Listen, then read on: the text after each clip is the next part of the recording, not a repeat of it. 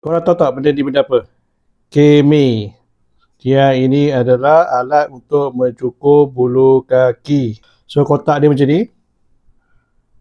Shave wool implement.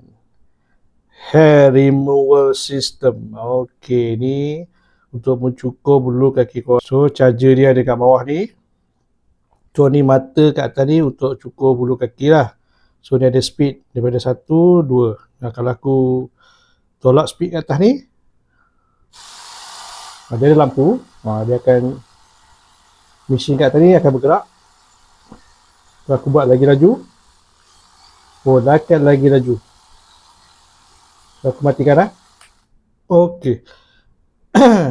Kat atas ni dia ada macam besi lah, kepit. Bila dia pusing dia akan kepit besi tu, dia akan kepit bulu kaki korang dan mencabut bulu kaki korang. So kepada korang yang suka jenis-jenis macam ni, ataupun jenis apa dia, ataupun jenis yang tahan sakit, rasanya korang mungkin boleh dapatkan alat ni, iaitu kemih, pencukur bulu yang macam ni. Dan sesuai lah untuk perempuan kan, untuk pencukur bulu kaki dengan mudah dan pantas.